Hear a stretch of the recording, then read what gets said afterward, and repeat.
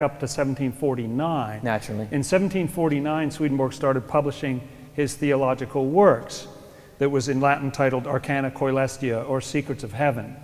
And after that, and these volumes were really huge, and he did on average a volume a year every year for the following 8 years. And they're so big that in English translations we have to divide them into 2, and that's how you get 15 volumes of the Secrets of Heaven that you see here. And then he stopped that effort. Originally, when he started it, he was actually planning on doing the entire Bible.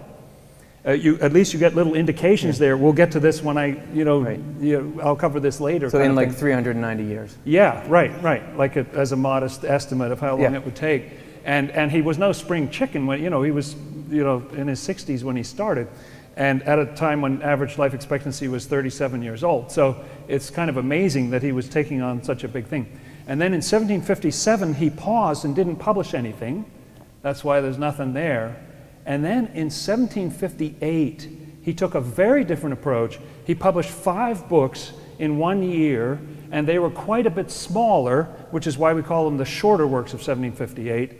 All of them, 5 together, are smaller than this last volume of Secrets of Heaven here from 1756. And what we're going to argue is that just like we saw that repeating pattern earlier, human form in thoughts, human form in people, human form in heaven, the pattern that you're seeing here of having something that's beneficial and then trying to find ways to accommodate that to the mind is a divine pattern that pops up everywhere. Because these books here were all about these books there. That's right. They all point back to Secrets of Heaven. They all have these references, in fact, thousands, some tens of thousands of references back to Secrets of Heaven, and they're all different kind of windows to bring you people with different interests into that body of work. Because why do it? I'm not a Swedenborg scholar, but I think he didn't sell very many copies. There was one point at which he complained that he'd only sold 4 copies in 2 months, which was depressing. Yeah, but he obviously thought there was enough value to this that instead of just saying, this is the truth, everybody better buy it right now, he thought, how can I get people interested? And the way that the 1758s are structured, it's almost like each of them are a trailer for Secrets of Heaven. Because you have each of them taking a different tack with a different focus, highlighting material that's in, like if we say this is a movie, they're all trailers for it. And this would be unique as a movie because it's got so much in there that you can actually make trailers in different genres to try to get people interested in the same movie. It makes me think of Secrets of Heaven 6832. Do you happen to remember off the top of your head how that goes? Yes, definitely. To read Secrets of Heaven 6832, I would say that it's the following. When the Lord appears to someone, the appearance depends on the person's nature. Because we can receive what is divine only in accordance with our nature. So you're saying it's that adapting thing that you were talking about? I'm saying, you would think, if you're God, you say, well, this is how I am, you deal with me. Yeah, right. But this is saying the reverse. I'm God, and so, how do you want to hang out? You would think if you were going to meet with God, the meeting would certainly happen at God's place, not yours. Like, he's not going to, right? Exactly right. No, I'll pick you up at 8. Yeah. So, Swedenborg was trying to follow this same accommodation pattern, it seems, by saying, okay, you didn't like Secrets of Heaven in large numbers. Well, let me pique your interest with a particular slant on that, and then I'll lead you into it. And interestingly enough, we're saying this pattern appears everywhere. That's kind of what we at the Swedenborg Foundation have been trying to do as well. One of these 1758s was Heaven and Hell. We used Heaven and Hell to sort of launch this whole step into the digital world. We had a Facebook page that was trying to get people to look at the content in Heaven and Hell and sign on there, and then maybe if you like that, you'll like the rest of the stuff. That's right. Yeah, so, gateway into the rest of it. That's right. So we're trying to participate in that pattern, and we're just thinking about Swedenborg back when he was trying to do this, and I'm wondering if Swedenborg was doing this today, is there a chance he would have done it differently than writing these little trailer books? Oh, I'm certain if he were writing today, he would be doing it exactly the same way, in Latin with a quill pen. He's a purist. No question. So just wondering, because the place he was even publishing out of, he was trying to do this on the front edge of technology, right? Yes, absolutely. In fact, he published in London, which had recently become the premier spot for publishing as of 1745. And so he goes there to get the best quality publishing, best distribution he can get in the world. So we obviously can't know how Swedenborg would behave in the current climate, but I'm wondering, since these books were almost like little trailers for the grand movie of Secrets of Heaven, what if he really released these books as movie trailers? Right, as if this were a big movie, and then you thought, actually, there's 5 different demographics who might like the movie, and so you do one trailer for this demographic, but a different trailer for a different demographic. Yeah. So, coming soon to a theater near you, The Last Judgment.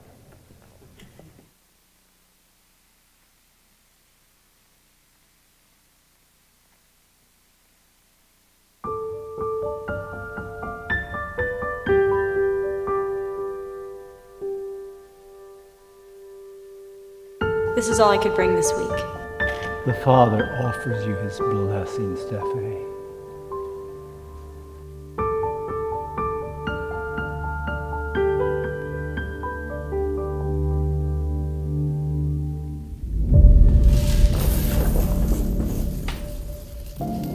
Each week the offertory gets lighter, and we need to instill more fear in the congregants. Are you questioning my methods, Brother James?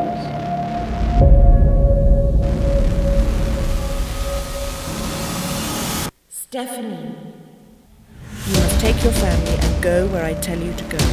The time of judgment has come. It's going to be dangerous, but you will be protected. The inwardly good are being taken to heaven, and the inwardly evil are being cast into hell. Why is this happening? For the restoration of spiritual freedom.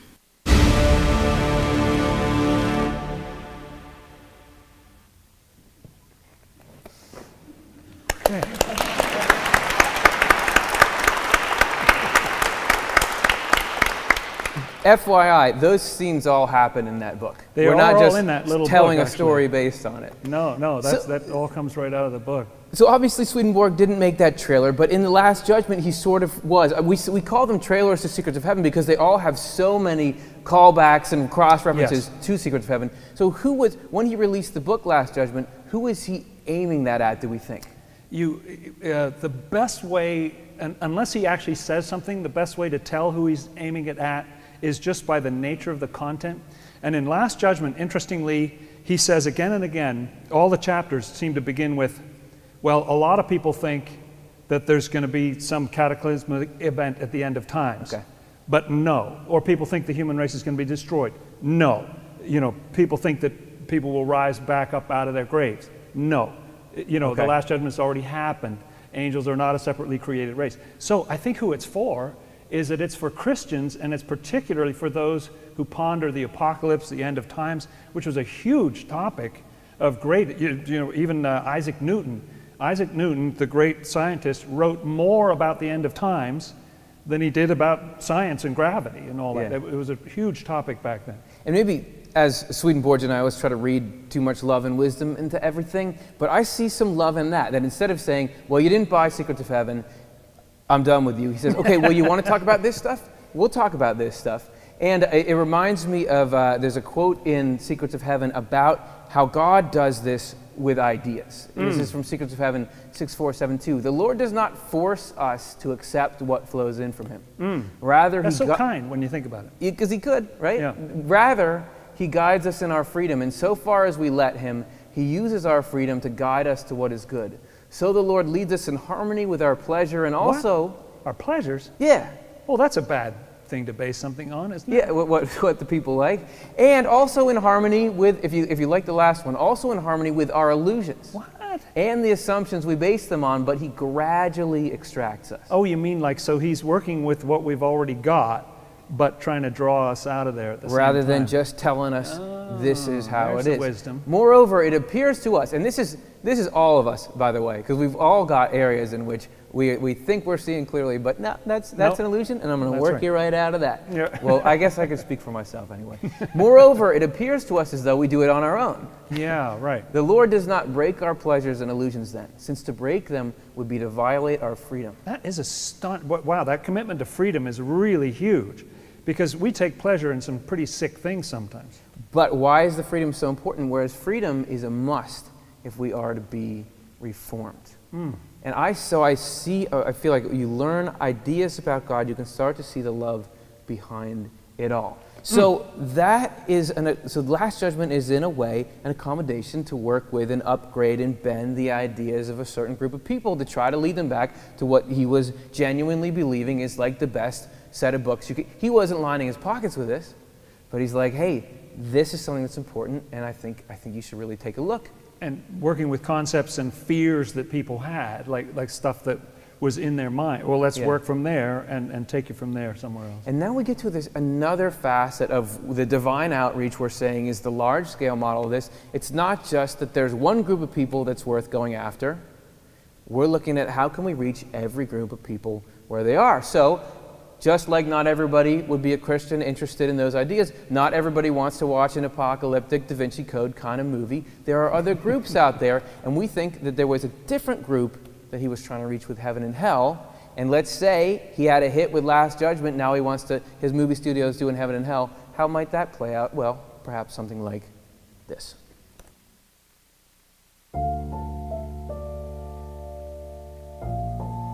Mom, what does it feel like to die? Is Daddy still my daddy even though he's in heaven? Yes, sweetie. Does Daddy have a job in heaven? He probably does, Charlie, but it's time to sleep. Will I see the Lord? What happens to the bad people? Can people hurt me in heaven?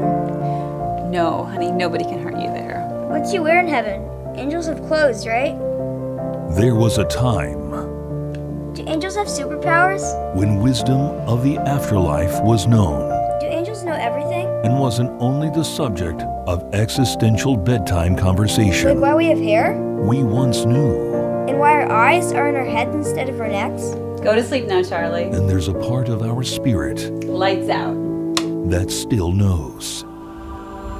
Where am I? You're in heaven. Charlie! Dad! Experience heaven for yourself. Know what it's like to die. You know, Charlie, you're not going to see me for a long time. No. I don't want to leave. Charlie, I'll always be with you, and I have something for you, for all your questions. Take the journey into a revelation of wisdom you'll feel you've always known.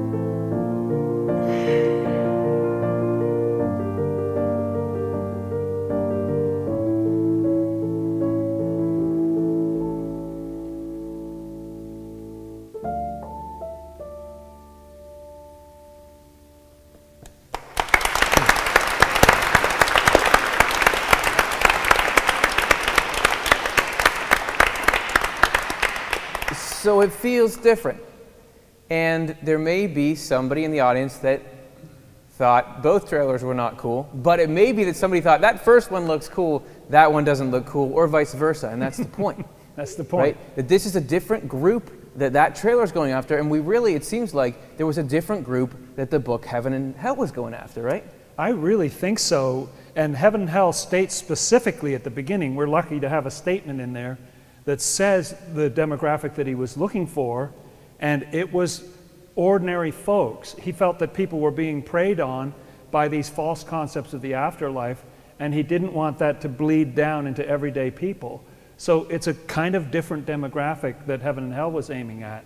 And I think specifically you can tell from the nature of the content that it's for those who have lost a loved one, a child, those who are afraid of dying or wonder what the process is like. And that's the whole human race.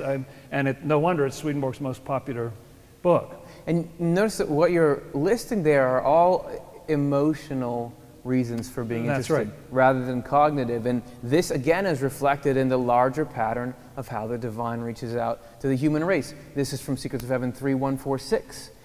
The point of freedom is for us to feel and be motivated by a desire for truth when we are being taught, so that truth can penetrate deeply into us. Oh, so you mean that if you're not so motivated, the truth won't go so far, like you need to have something that's engaging with it in yourself, right? That's exactly what I mean, Dr. Jonathan. Yeah, good. I thought so. All the way to our spiritual self or soul and unite with goodness there. Because even though, the Swedenborg is claiming that divine providence is never causing the kind of separation that we get when somebody dies and others of us are left here, even that grief that we have can be, that longing for the truth can be a way that we're led into something. You heard me read a quote in the presentation just before this about somebody who had watched the show and said, learning what Swedenborg reports about the afterlife is helping me deal with the loss of somebody that I love. So even there's a longing that's pulling us in. Yes, yeah, that's right. But drama and Da Vinci Code kind of movies are not the only two kind of movies, and it's not that there wasn't only 2 books that Swedenborg released. There is also this whole, you guys are obviously fans of reality TV, right? There is this sort of like docu-series drama style thing where people are kind of in the real world and kind of live in a movie at the same time. And, you know, it may be that there's a place for that in the 1758. So, again, in limited release theaters across the country, we bring you White Horse. White Horse is a sacred description.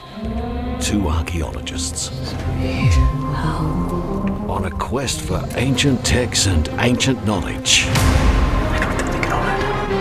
will embark on a journey in search of clues. This horse isn't even white! Scattered pieces of a cryptic puzzle. Almond branch white horse. Tell us something! It's in cedars. The answer have almonds right here! I wanted to come together. Any fetch! Open secrets that reveal Nothing makes sense. It does make sense. Internal sense. the meaning of life.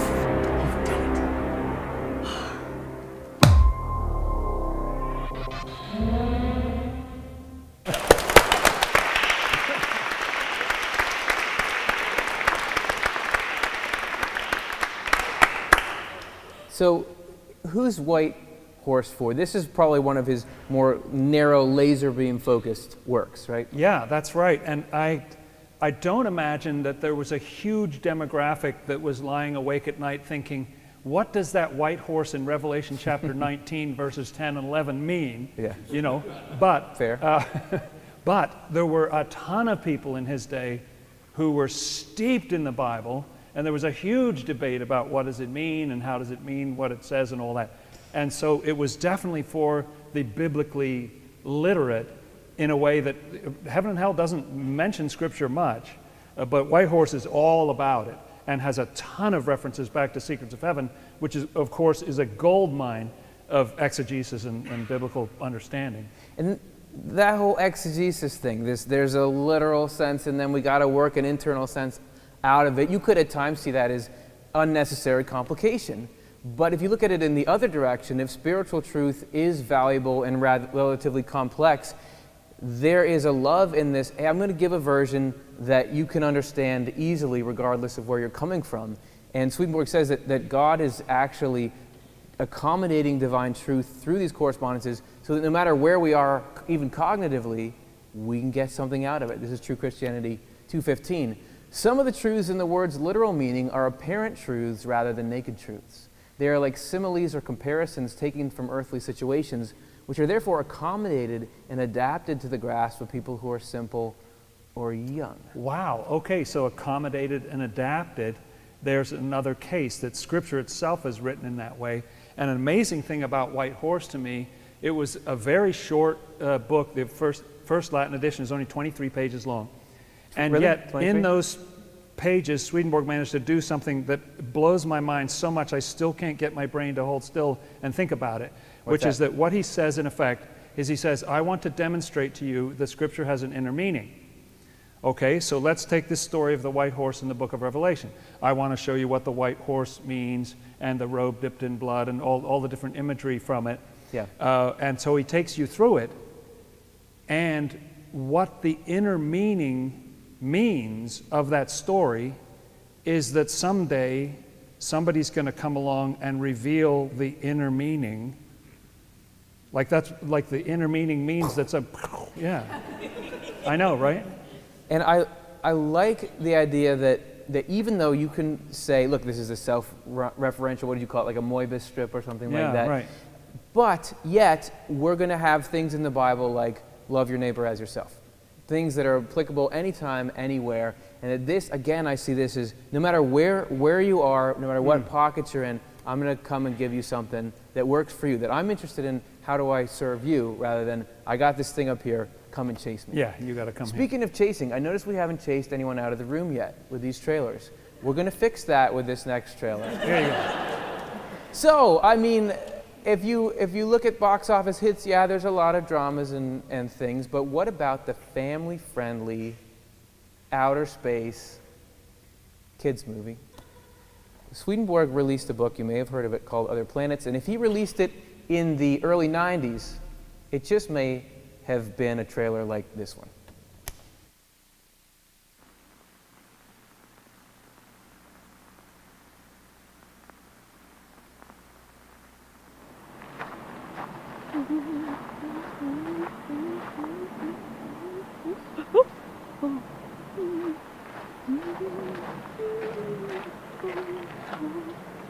Hello.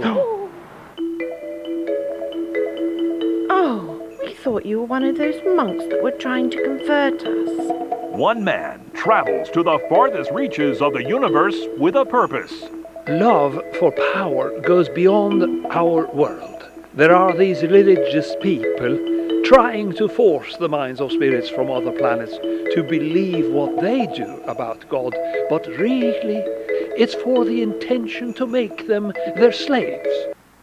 Other planets! To restore spiritual understanding to Earth's humanity. I'm going to teach my next lesson about God.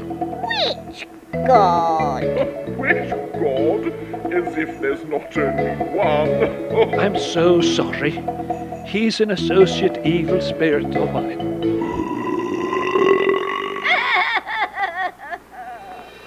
The Lord has granted me opportunities to talk and interact with spirits and angels from other planets. Swedenborg Foundation presents Other Planets. Your name is Swedenborg? Or you're an alien too? It's pronounced Swedenborg in Swedish. Spreading dairy? Swedenborg. Halle Berry? Swedenborg. Swedenborg? Sure.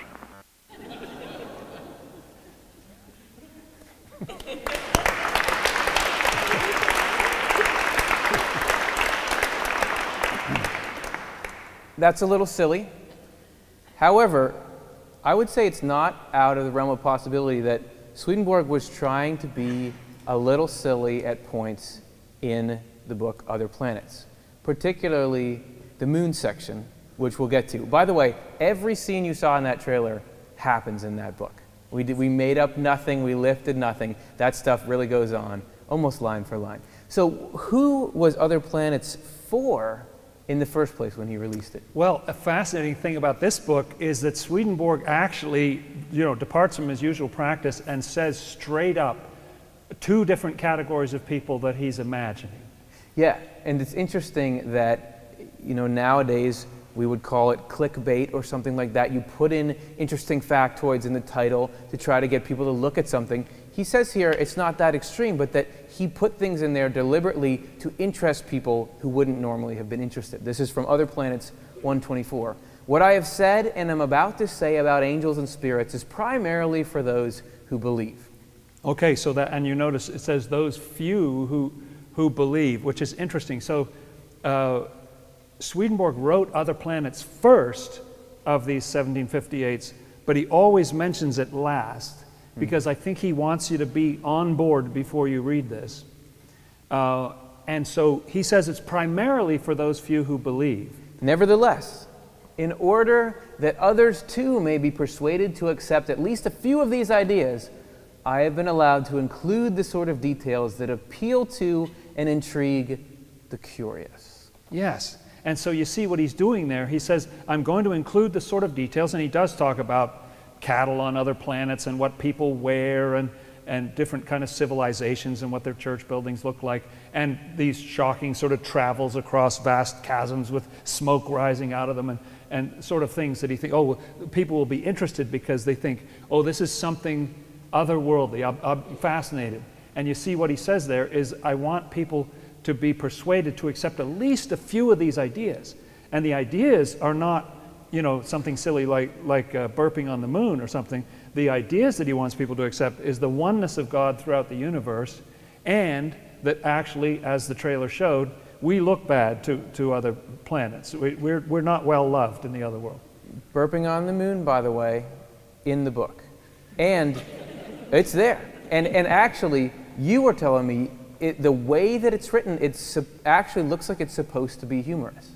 I think so, because you have all these chapters on different planets, and in every chapter you find out what part of the universal human that planet plays. You learn about their worship of God, you learn about their home life and family life and all that. But you get none of that with the spirits on the moon. All you get is Swedenborg telling an embarrassing story about himself, that he was terrified by the volume of these people, and then he finds out they're just tiny and they're on each other's backs, and he doesn't say anything about their worship of God or what they, you know, like practically none of those other details. He may not have gone as far as the trailer, but it's a legitimate thing to do. You know, if Swedenborg is, like he says, taking his marching orders from heaven through the divine working through, that even if somebody, if all you got is you're curious about life, well, I'm going to put some details in here to intrigue and amuse you, in the hopes, he says right in that quote, that you will then grab onto some other stuff. It's great to be intrigued, it's great to be curious, but there's some food in here for you spiritually that I'm hoping to get to you too, and that this is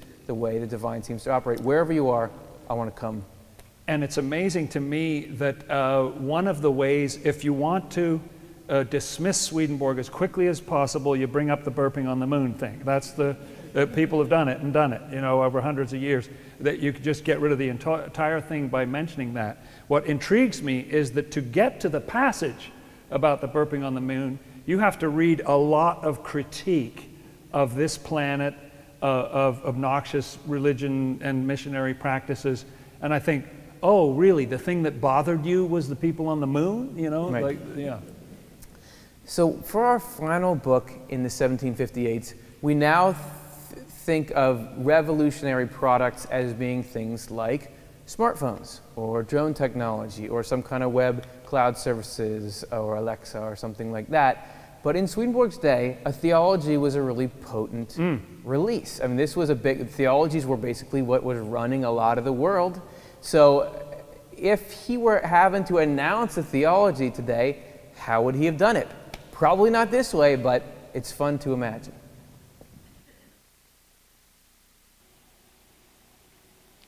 This is a day I've been looking forward to for about 2 years. Every once in a while, a revolutionary doctrine comes along that changes everything. In the early 1740s, I started having spiritual experiences. They changed my whole perspective. From then through 1756, I kept a journal, indexed the Bible, wrote book drafts, and published a book series.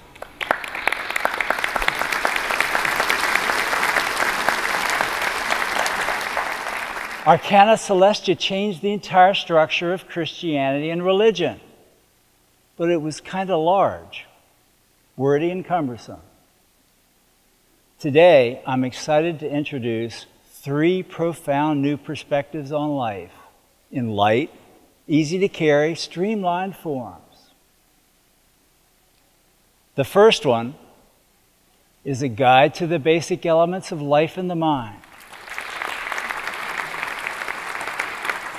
The second is a revolutionary understanding of real love and faith.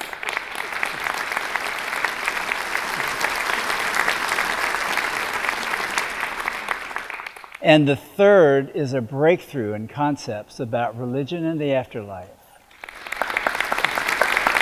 So 3 things: a guide to the basic elements of life and the mind, a revolutionary understanding of real love and faith, and a breakthrough in freedom, religion, and the afterlife. A guide, an understanding, a breakthrough, a guide, an understanding, a breakthrough. Are you getting it? They're actually not separate elements. They're one cohesive doctrine, all about how to connect with God's divine love and bring it into everyday life. Now, for the first time, available in one slim volume.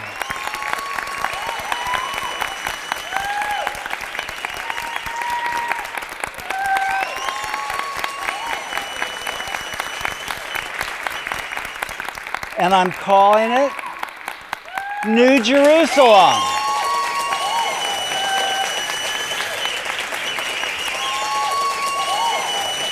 And here it is.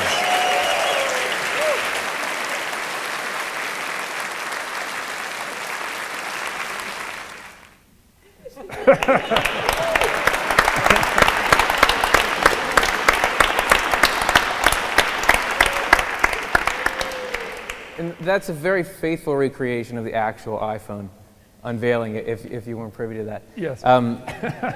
So, at the time, theology was a big deal, and this was his comprehensive summary of his theology and points. But even though it was a summary, it still seems like, based on how it was written, it did have a target audience. It wasn't just for everyone. So who was he pointing New Jerusalem at?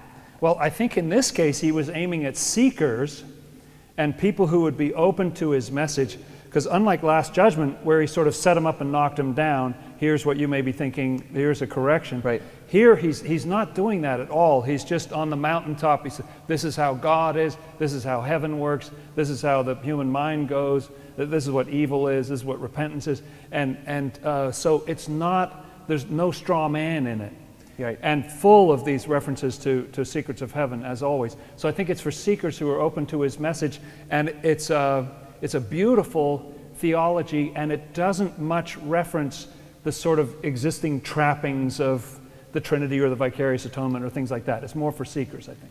And thinking about seekers, when we say the word seekers, everybody knows what that is, because spiritual seeking is this journey that a lot of people are on. Isn't that interesting? If God has created everything, that there's all this space for seeking. I think this is, again, evidence that there is an open world.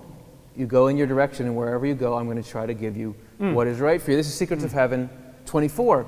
Another secret from heaven, in Secrets of Heaven, is that the Lord leads us by means of things that really are our own, both the illusions of our senses and our cravings, but diverts us towards things that are true and good. So no matter what we're working with, in whatever state it's in, this can be used to pull you in the right direction. Even your cravings? Yes. Does that cover cheese? Cheese and chocolate, yes it does. Okay, cheese and chocolate. Okay. So every single moment of regeneration carries us forward from evening to morning, just as it takes us from the outer self to the inner, or from earth to heaven. Oh, that's really profound, because the outer self, like where else can you start? That's where we are. Yeah. So even the foolish things that we care about, our pleasures, our illusions, our cravings, and so on, the Lord's trying to draw us to heaven from there. You know, lift us up, take us from earth to heaven. That's the only direction. It's not that God is looking at how are you moving horizontally. Do you have the right ideas? And that based on that, I'm going to decide whether you're a project that's worth picking up. Earth to heaven, I want to pull you vertically no matter where you're heading. And wherever you choose to head, I'm going to work with you if you'll let me, in whatever way is suited to you. So again, we see this pattern of diverse ways of reaching out. And like Swedenborgian patterns, I would argue this one appears all over. So to say that our program is participating in this is not very grandiose, because all good is coming from God. If there's any good being done, it would follow the same pattern. I think I see some aspects of that. For example, we have the Swedenborgian Life show. There are all these different things that lead somebody to it. Some people are there because they have theological questions. Some are there because they're struggling with a particular issue. We heard some of this in the comments that I read earlier. Some are looking for a moral compass. Somebody wants to reconnect with their religious roots. You have interest in Swedenborg, in rare cases. Yes, people have interest in Swedenborg. And then you have spiritual curiosity. Any of those can lead you to, and we find people being led to the show from all these different spokes of the wheel, but then getting to this core experience where even if they had different reasons for getting there, they're sharing community with the people who are there. So that's on the micro level. Right, and we consciously try to change it up. You know, we'll have a biblical show. Yes. We'll have a show about something really far out. We'll have something very accessible or practical about your inner, life and stuff like that. You might say we're 1758ing all the time. Yes. And the product placement and the pattern that I think we've accidentally come to emulate, that I think Swedenborg was trying to emulate, is this one that plays out on much grander scales with God.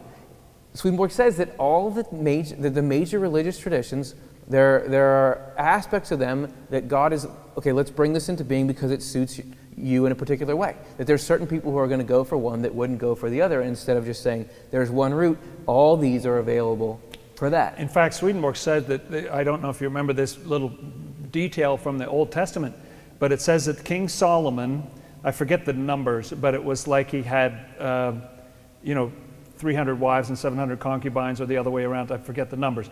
But this massive Not number, good lifestyle. Polygamy on a kind of extreme scale. And yet Swedenborg says that the spiritual meaning of that is that Solomon represents the Lord, and that the Lord is married to all of the religions. It's not, and everybody's saying, oh, well, he's my husband. Each religion is saying, no, he's mine. But he belongs to them all, because he's interested in anything that works, any code, any system, anything, And I don't think that has to stay within the bounds of religion. I think that there's evidence that whatever we're into can become a pathway for God to reach us. So let's say you like engineering or mathematics or parenting or accounting. Parenting every once in a while, it's fun. Accounting, sports, just kidding. Cooking, music, woodworking, whatever it is, I think that those two can be these paths, and I think it because there's some, Swedenborg points in that way, for example, Heaven and Hell, number 517 says, the Lord in fact sees to it that we love the constructive activities that suit our gifts. And then from there, what we love is what God uses to pull us in. It seems to be like that idea that everyone is their own love and their own understanding and has their own place in heaven. Everyone's predestined to the highest heaven. Yeah. And so the Lord's got a heaven for every, it suits each individual. Wherever you came from, you can get there from here. And so is this the root of the whole 1758 method? We've gotten to talk about that. We've gotten to talk about spirits on other planets. We've gotten to talk about the Bible and all related things. It's been a fun conversation with you all. I'm not really sure, I don't feel like I really know how to wrap it up succinctly, but maybe that's just where we leave it. Yeah, I don't know. I don't really know. Divine love has the desire to reach all of us, to rescue us, to lead us into greater and greater levels of happiness. Divine wisdom knows how to reach us, knows each of us in all our complexity, and will use all tools at its disposal to lead us in our own particular way to our best possible destination. Well, I could go with that. I think that about says it, yeah. Thank you so much, everyone, for joining us for our live episode of Swedenborg in Life. For those of you who are watching online, thank you so much. Sort of Workshop 1758 actually is available now if you want to check it out. Infomercial. Thanks, everyone. It's been a wonderful evening talking to you.